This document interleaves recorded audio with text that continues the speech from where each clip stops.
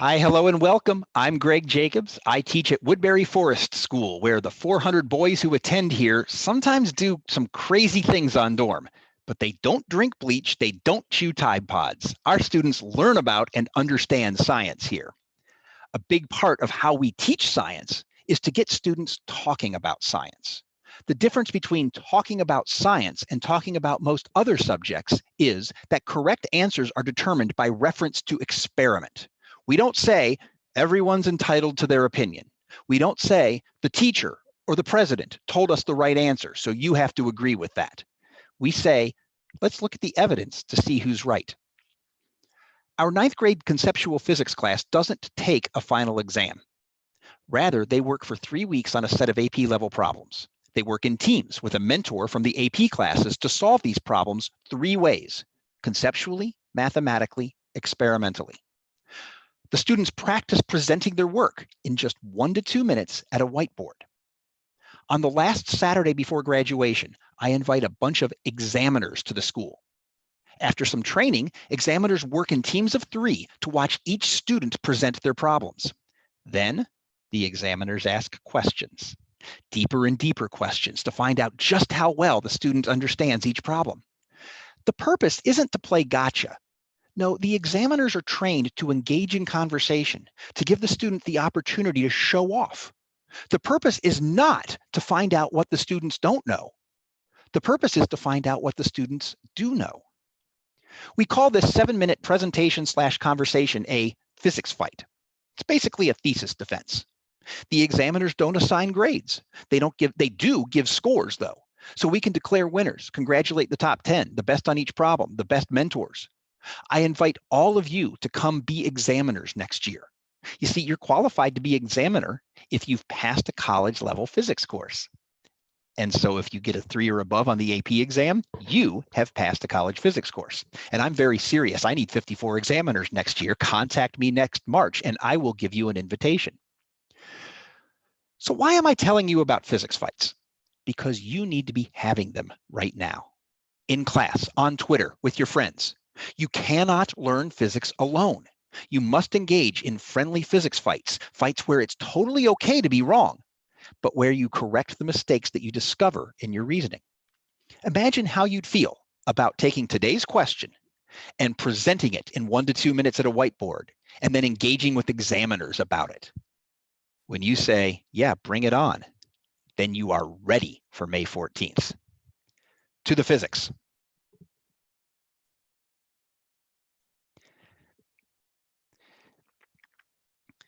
This is our plan for today. It involves 2018 AP Physics 1 Qualitative-Quantitative Translation. And here's the question.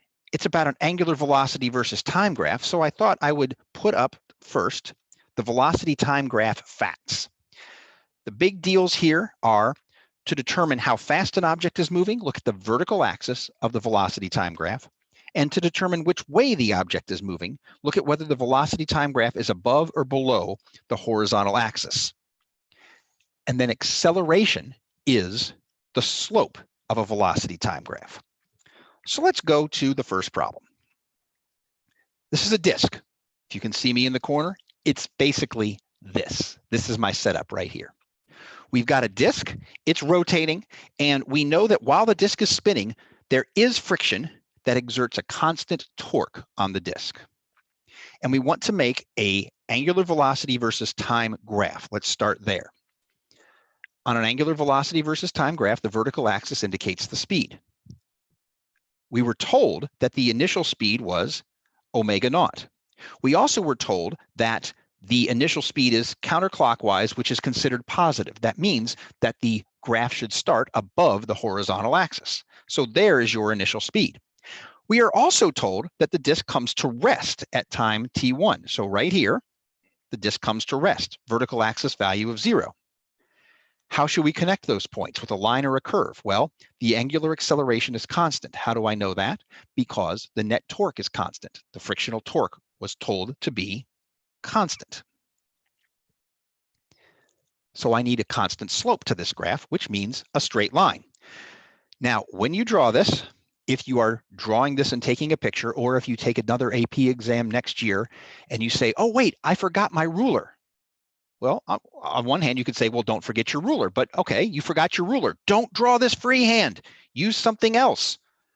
I'm going to use this picture of Edna as my straight edge. You are never, ever, ever without a straight edge in the United States in 2020. Use one, please. Now we know that line is straight. How do you grade this, by the way? I'm just telling you the grading. We're only going to actually grade samples for part B. But just know that if you started and ended at the correct spots, plus omega naught and T1, if you started and ended at these spots, you get 1 point. And then you got another point for a straight line.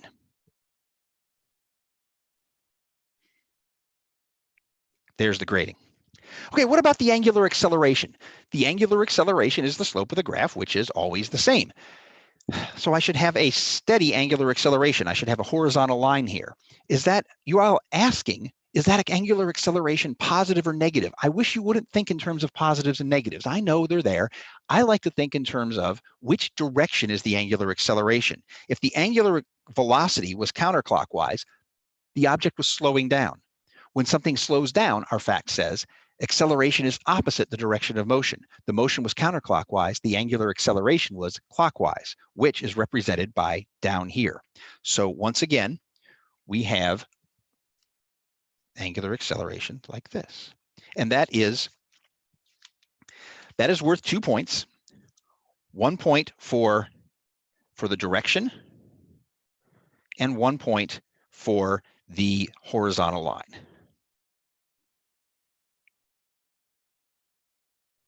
Non-zero, so we have acceleration. Okay, great. Now, you all know me well enough now that you know that I have some eccentricities. One of my eccentricities is that I have a pet hippopotamus named Edna, and she has a friend named Bertha, and Bertha has a friend named Anthony, but that is, Anthony is not Edna's friend because Anthony is a mean hippopotamus. That's only one of my eccentricities. The other one is that I always want to set up an AP physics problem in the laboratory. So let's do it. I have my rotating platform. I am going to apply a constant frictional torque with this thing right here. I'm going to push it down, make contact. That rubbing causes friction. That causes a torque because the location of the force of this thing on the disk is not right at the axis of rotation, but is offset from the axis of rotation. It'll look like this. Okay, the disk slowed down. That doesn't answer the question.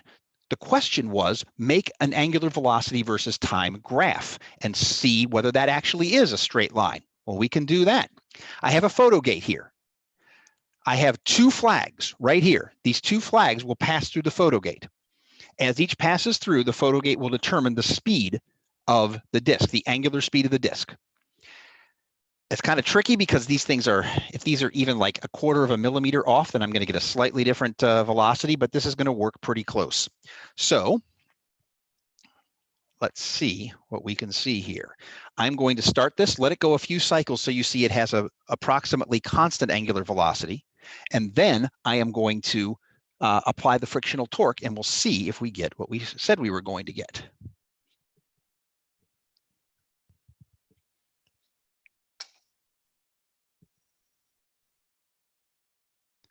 Look at that. Look at that. We have approximately a straight line. Once I started, this is where this is at time 0 here.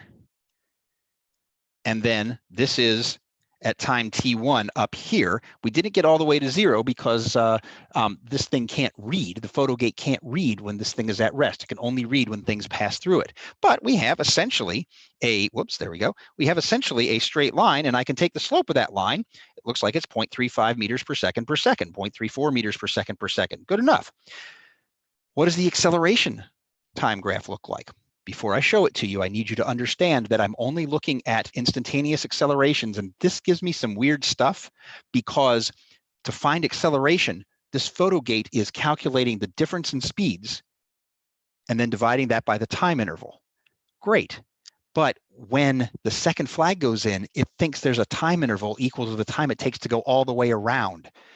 So it gets a nonsense reading and then gets a good reading. So every other reading is nonsense. As long as we know that, and as long as we focus on the real readings, let's see if we get a angular acceleration versus time graph that looks something like this, basically a constant value that is negative. Let's look. Look at that. Doop, doop. Whoops, I don't want slopes. I want values. But I can just doop, doop. It's giving me slopes. Just look there. We have basically the same value every time that we measured the angular acceleration. Physics works. Those values are below zero. So the acceleration was opposite the direction of the angular velocity. Great. So I have shown you the setup. I've shown you this physically for the first problem. Great. Let's move on. Part B asks, oh my gosh, did I just do that and you didn't even see it? I think I did.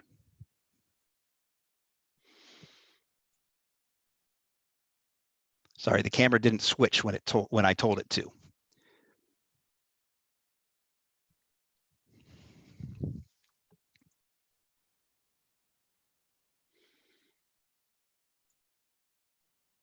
It's coming. There we go.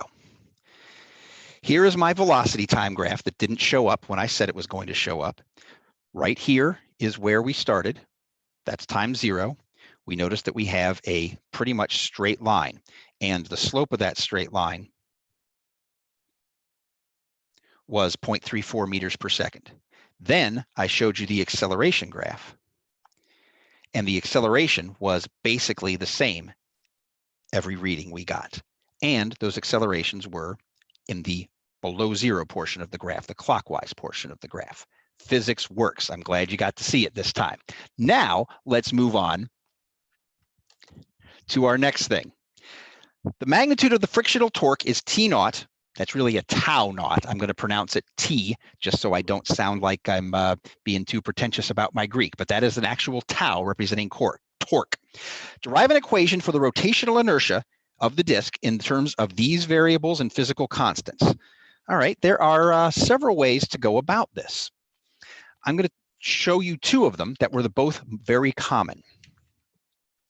One approach is to start with, remember, we always have to start a derivation with something that's a fundamental fact of physics or something on the equation sheet. One approach is to start with Newton's second law for rotation. That says that net torque equals I alpha. Okay, solve for I. That's what we're asked to do. This is not good enough yet because we must answer a derivation in terms of the variables that were given. We were given tau naught, omega naught, and T1. Well, that's the torque here is easy. The net torque was given as tau naught. That's easy enough. What about the acceleration? Acceleration is, by definition, the change in angular speed per second or per any kind of time. So in this case, the change in speed, this disk went from rotating at speed omega naught to not rotating at all. Omega naught is the change in speed.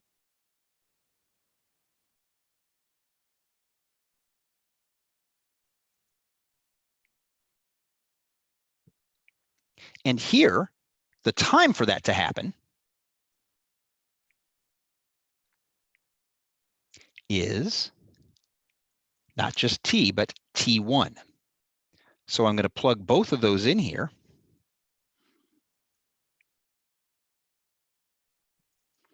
And there's my answer. Whoa. Bob's not your uncle, you say. This isn't good enough. I have to rationalize my denominator. I have an improper fraction. Yeah, so what? Improper fractions are fine as long as I solve for the variable that I'm talking about, as long as I'm using variables that were given in the problem, and as long as it's right, that's good enough. But your math teachers, your future math teachers of America out there are saying, but I have to take this so it's T naught times T1 over omega naught. Yeah, that's fine too. But if you left it here, I'm all good. How else do you do this problem? We can start with the impulse momentum theorem for angular motion. Change in angular momentum is torque times time interval. Sometimes there's a delta put there. Okay, I don't see an rotational inertia in there. Well, what am I going to do? Well, I know that the definition of angular momentum is I omega, rotational inertia times angular speed. And in this case, what was the change in angular momentum? Well, we started with I omega naught particularly, and we ended up with 0 angular momentum. So the change in angular momentum was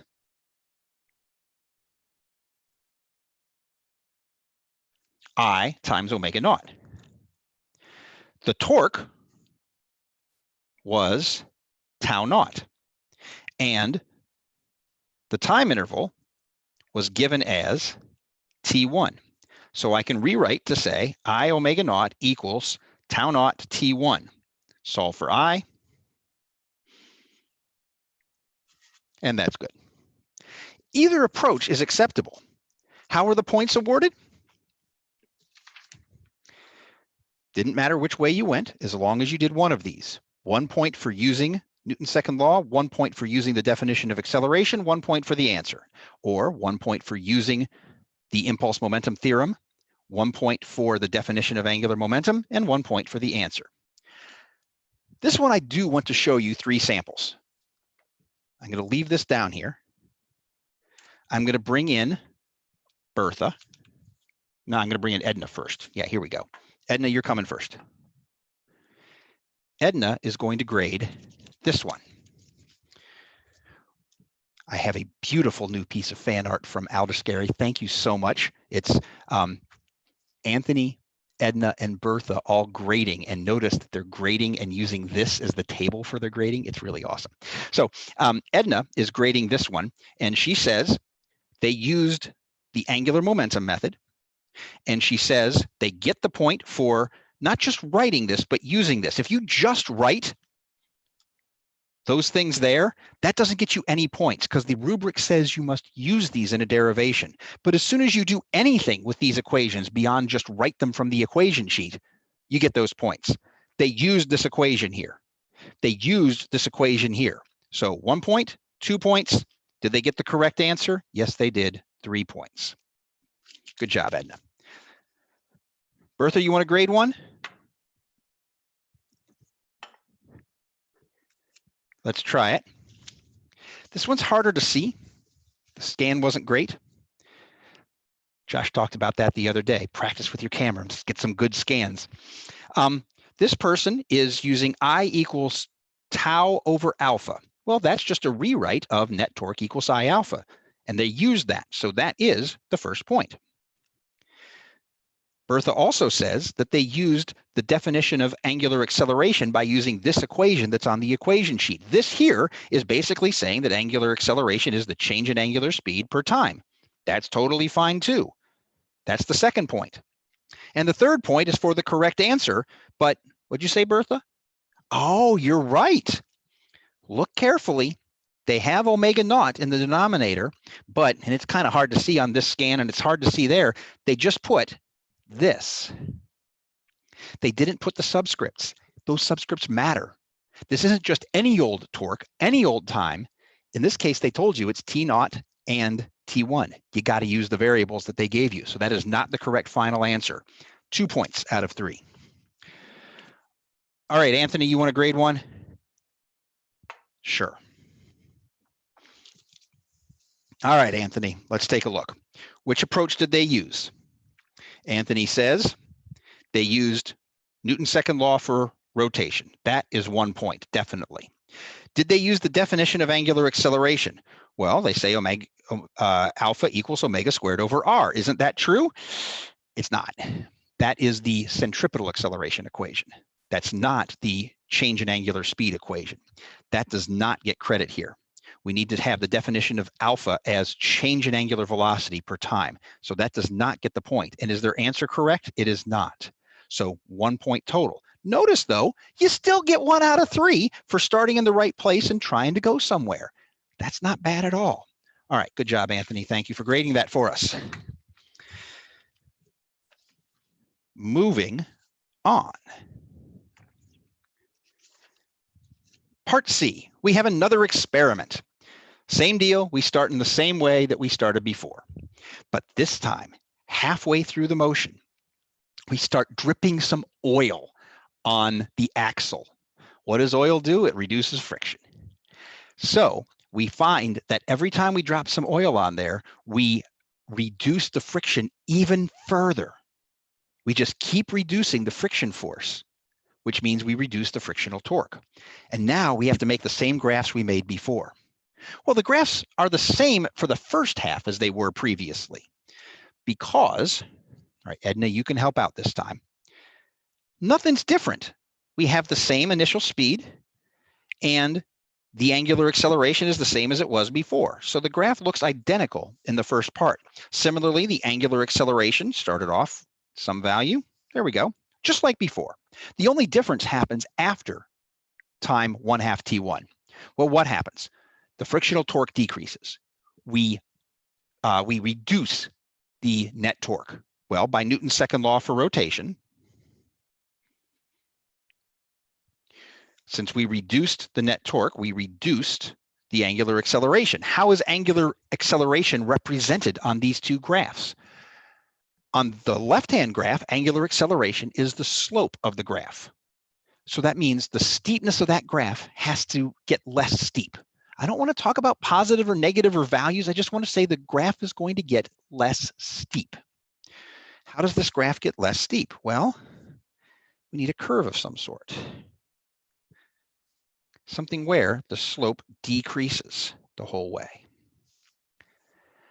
What happens to the angular acceleration? The angular acceleration, they told us, decreases because the torque decreased.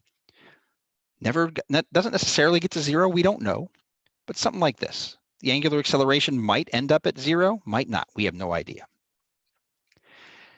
So you know, when we graded this, the, let's get to the right place. Yes, here we go. C. Sure I'm doing this right. Yes, here we go. We have 1 point. Come on, where is it? Here we go. Here we go. 3 points here, 1 point here. 3 points here. The first is for any kind of clear change in slope or curvature right there. Anything that shows me that we have something different happening in the second half of the motion than in the first half. If we change the slope or the curvature at all, even if it's not right, then we get that point as long as we keep the angular speed decreasing the whole way. 1 point then for showing a concave up graph. That is, the steepness of the graph gets less. As long as we're showing less and less steepness, then we get the second point. And then the third point is not reaching an angular velocity of zero. There's no way we can reach an angular velocity of zero. Why not? Because when we didn't drip the oil, we reached an angular velocity of zero at time t1.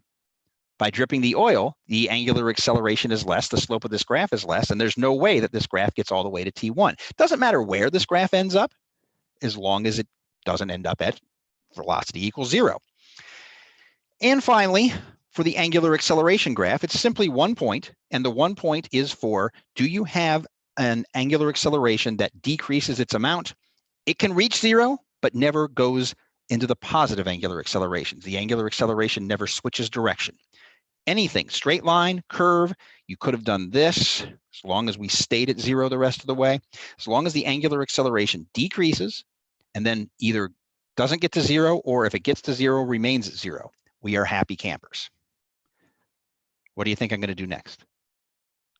Yeah, I'm going to do it. Let's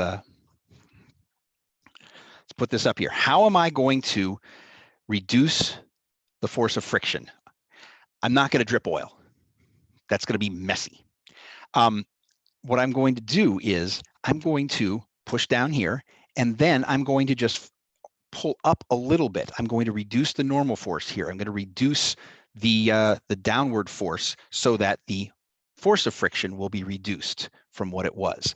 I'm going to first let it push down, And then I'm going to pull up a little bit where it's still in contact. So I'm not reducing the angular acceleration to 0. I'm reducing the angular acceleration to something less. Let's see if this works. This time, I'm going to let you see the graph develop.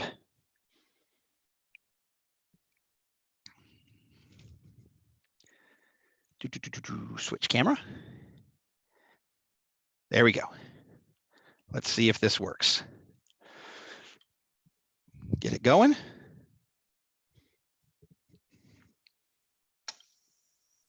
Now, look at that. Stop. Look at that, just like we said. The angular velocity, here's time equals 0.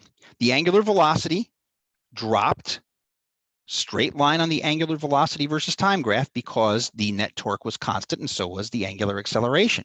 But then I kept pulling up on that to reduce the frictional torque, and we kept getting a smaller and smaller slope to the angular velocity versus time graph.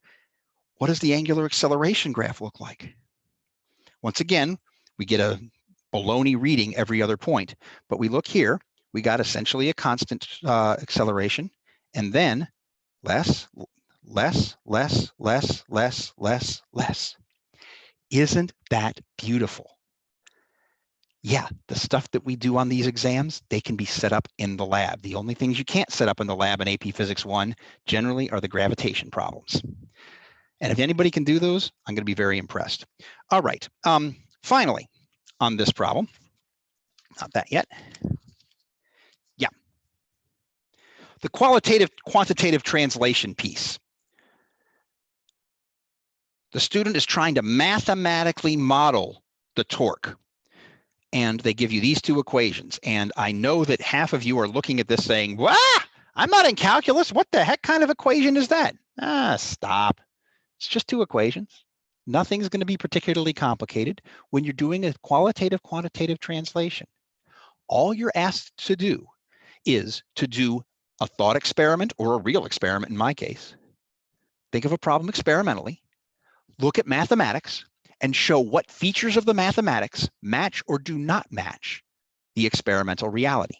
In this case, the experimental reality was that the torque decreased over time. We were told that. So as time goes on, longer times after we start, we should have less torque. Well, let's look at these two equations. Here's the time variable. T1 is a constant, C1 is a constant. If you need to, just rewrite them. Let's call it 3 times t minus 1/2 of 3. Just calling T1 equals 3, just for the heck of it.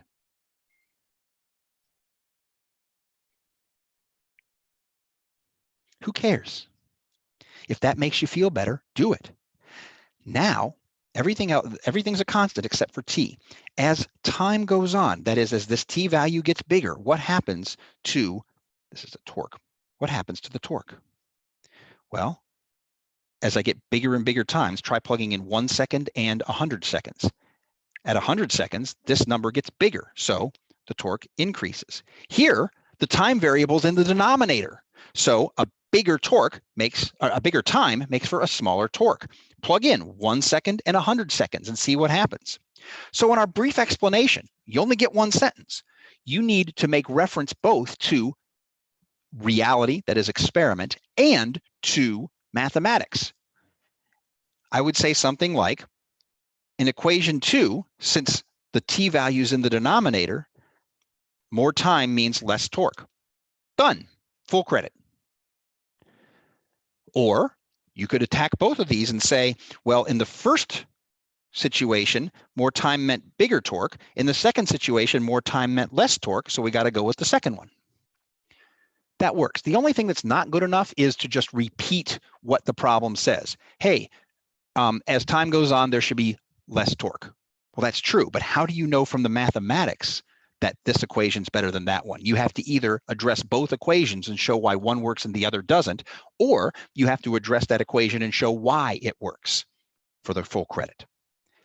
All right, that's what qualitative quantitative translation means. Notice that the qualitative translation point is only 1 out of 12. Everything else is for the graphs, for the derivation, for physical knowledge. Don't think of a QQT as some kind of special problem. It's just physics. It's just that there will always be some element of the physics that is asking you to compare mathematics to experiment. All right, something different now. And now for something completely different. I'm going to put up a fundamentals quiz. This is not an AP style quiz. This is not AP style questions. This is just something that I give my students for like 5 minutes at the beginning of class, just to see what they remember. This is like conditioning drills if you're on a sports team. This is like warm-up exercises for a theater troupe. I'm going to put it up, and I'm going to ask you to pause the video now. Well, not now. Come on. Certainly not now. There it is. I'm going to ask you to pause the video. Yeah, I really mean it. Pause the video. And when you pause the video, I want you to do these problems. Brief answers. Certainly no more than one sentence, often one word or one equation. Go ahead, pause the video. I'm not going to sit there and put a countdown timer of 5 minutes and sit there and wait, because that doesn't help you. You can pause the video. All right. You got the answers now? Awesome. Now that you have answered all these questions, it's okay if you're wrong. I'm going to go through them and I'm going to answer them the way I would answer them. If you would like to tweet at Jacobs Physics and ask me, hey, is this right? Or why is this wrong? Or anything, I'm happy to answer. I will be on Twitter for about 45 minutes after today's show. And I'm always on Twitter if you want to ask me questions. So let's go here. The positive direction is down. Which way is the object moving in this velocity time graph?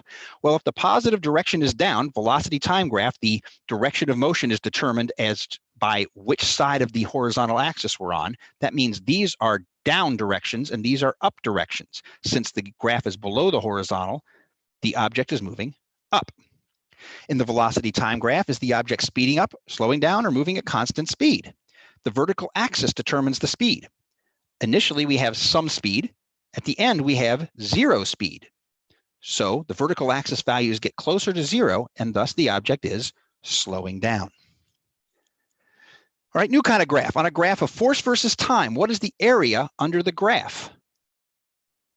Well, we have a fact that says this, but you could also figure it out. There are only 3 things you can do with a graph. You can take the slope, you can find the area, or you can read an axis. In this case, we want to take the area. Well, let's see. What is given then by sort of multiplying force and time? Force times time is impulse. So the answer is impulse.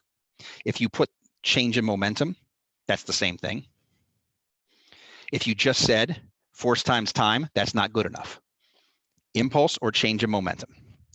A horse pulls a cart. The Newton's third law force pair is the force of the cart on the horse. We agree with that. Since 2 forces are equal and opposite, why doesn't that require the horse-cart system to be in equilibrium? This is a common misconception about Newton's third law. Because the horse pulls the cart and the cart pulls the horse, and because those forces are equal, then nothing can move at all. That's not true. The best answer here is because N3L force pairs, Newton's third law force pairs, can never act on the same object. They can never cause equilibrium. Other things can cause equilibrium. Another way to put it is the force of the cart on the horse and the force of the horse on the cart are internal to the cart-horse system. Other forces, external forces on the system, can cause acceleration. E, an object makes 2 full rotation in 3 seconds. What's the average angular speed? Well, 1 rotation is 6 radians. So 2 rotation is 12 radians in 3 seconds. And that is 4 radians per second. F, give one example of how to measure inertial mass in the laboratory. Inertial and gravitational mass, it's a very minor point here. Mass is the same the universe over, whether you're talking inertial mass or gravitational mass. It's always the same value. 1 kilogram is 1 kilogram. However, how you measure that mass is really a different thing. If you use the equation F equals ma to measure mass, that is measuring inertial mass, the resistance to acceleration. If you use weight equals mg, or for that matter, F equals gmm over d squared, then you're measuring gravitational mass. So I want to measure inertial mass, so I need to use F equals ma. So to find acceleration, I need to measure the force with a force probe, to find mass, I need to measure force with a force probe, acceleration with a motion detector. Done. You could also say I'm going to measure force with a spring scale, and I'm going to measure acceleration with a photo gate. Done. That's all I need to know. The only thing you can't do is say, I'm going to measure the mass by putting it on a spring scale, holding it still, and saying the mass times 10 newtons per kilogram. No, that's gravitational mass. G, 500-gram cart collides and sticks. Which experiences more impulse and by what factor? Two answers here.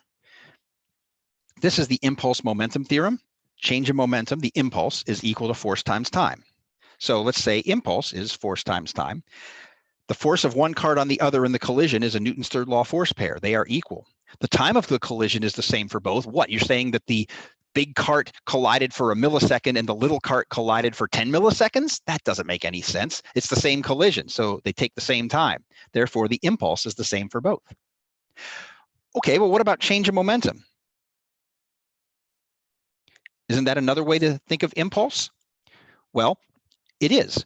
And by conservation of momentum, the total momentum can't change. If one object gains momentum, the 250-gram cart gained momentum, whatever momentum it gained must have been lost by the 500-gram cart, donated by the 500-gram cart. So any momentum lost by one is gained by the other, so the change in one's momentum has to be equal to the change in the other's momentum. The answer is neither. Who experiences more impulse? Neither. 8, H, another way to express the unit watt. A watt is a joule per second, because power is energy per time. Yes, I know that watts are a unit of power that was used in your circuits course. I know circuits aren't on the exam. It doesn't matter. Power is part of mechanics. We need to be able to understand that 1 joule per second is a unit of power called a watt. Cart speeds up from rest. What is the Newton's third law force pair to the friction force on the car? So here's the car. Here's the force of friction. How will we write that as? Remember, I told you I don't like just writing FF. I write force of what object on what object. Friction is caused by the road. This is the force of the road on the car. That's why there's friction. Okay, so the Newton's third law force pair is, you just switch these two. Instead of the force of the road on the car, the Newton's third law force pair is the force of the car on the road. And it has to be written like this. No, the force of the engine is not the third law force pair, even if there is a forward engine force, even if that engine force is equal to the force of friction, because Newton's third law force pairs cannot act on the same object. J, write the impulse momentum theorem, 2 expressions for impulse. Oh, look at that. I already did it. Done. By the way, you're allowed to do that on your AP exam. You can't just say, oh, I did it and leave it blank, but you can say, look at G, or you can draw an arrow like I did. That's fine. K, how would the ratio of net force to acceleration change in the space shuttle as opposed to Earth's surface? Well, the ratio of net force to acceleration is inertial mass. How would something's mass change in the space shuttle as opposed to on Earth's surface?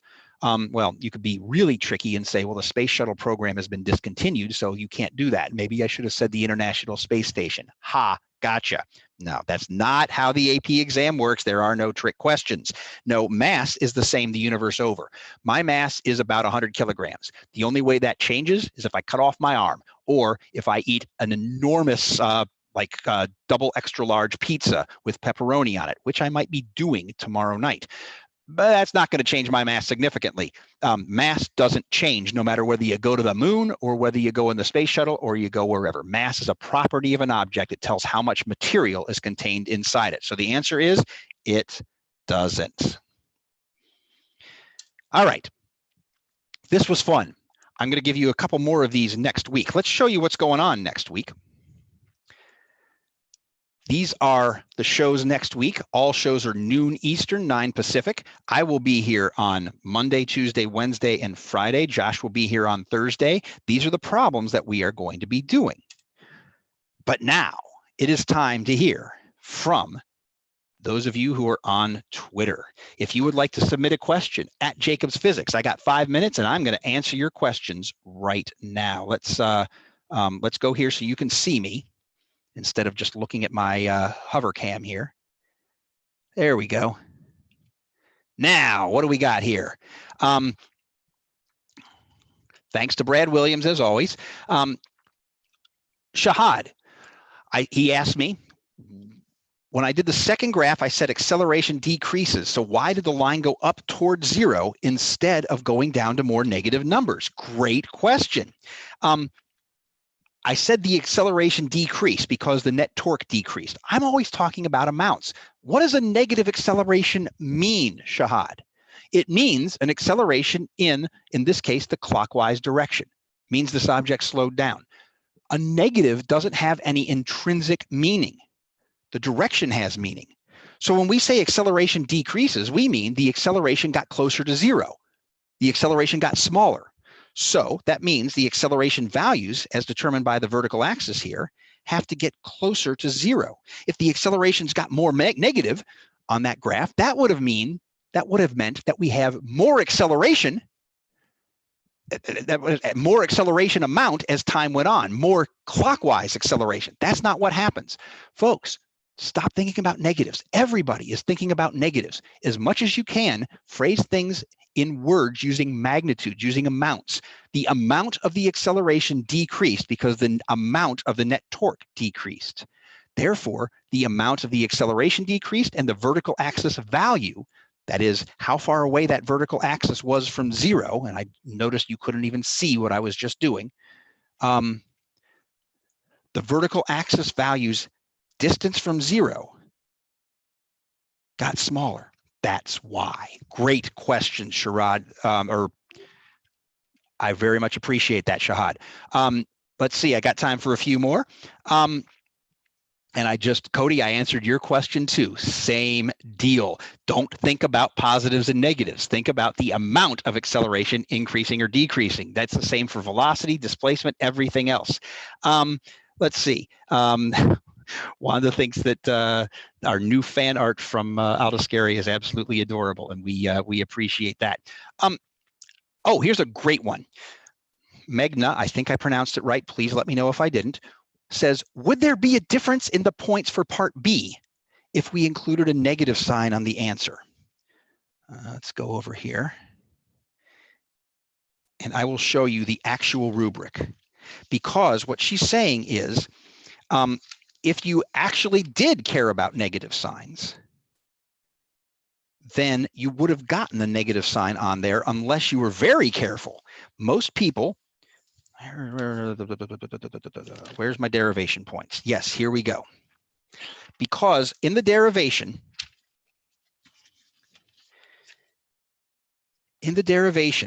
I did this with words, but a lot of people would have done the derivation by saying delta L equals torque times time interval. Delta L is L final minus L initial. Well, the final initial, or the final angular momentum was 0. So therefore, what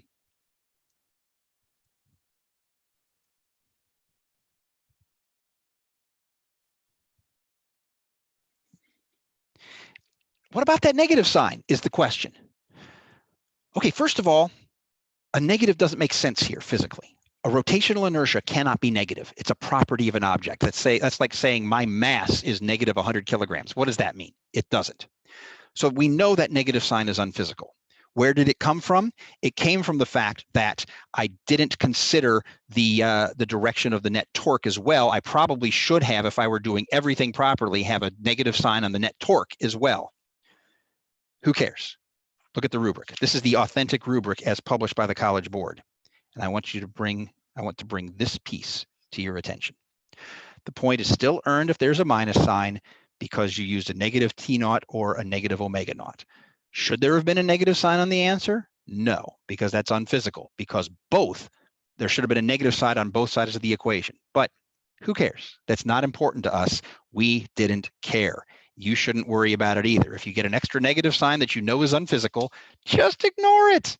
it'll usually work out fine. If you want to tell me why you ignored it, that's fine too. All right, last question on Twitter, because these are such good questions. We're going to go with George. Does the location of the horizontal line representing the graph of angular acceleration of the disk in the first problem under the x-axis matter? In other words, his question, George's question is, if I instead had put the line right here, would that be acceptable? Sure. There's no, are you seeing this or not? You are not. If I had put the line there, would that be acceptable? Sure. There is no label on the vertical axis. It doesn't say, in this case, this is angular acceleration omega naught over t. This is angular acceleration 2 omega naught over t. It doesn't even ask you to label it. It just wants you to sketch the graph. When you see the word sketch, that has a very specific meaning in College Board language. It means just show the shape. That's all we care about. Now, sometimes it'll tell you to sketch the graph and include important intercepts or vertical axis values or something, in which case do, but it didn't ask you that. It just said sketch, and sketch means give me the shape. All right, folks, let's see if we can get this right. This is the problem for Monday. It is the collision and spring paragraph from 2018 problem 5. If you have questions for me on Twitter about today's problem, please ask them. Now it's time. I will tell you how many points I would have given, because I did grade this problem at the reading. I'll probably hand it off to Edna and Bertha and Anthony and let them grade it, but I'll tell you what they come up with. If you have questions about anything else, show me your work and I will try to tell you how I would have done the problem or what parts are right and wrong.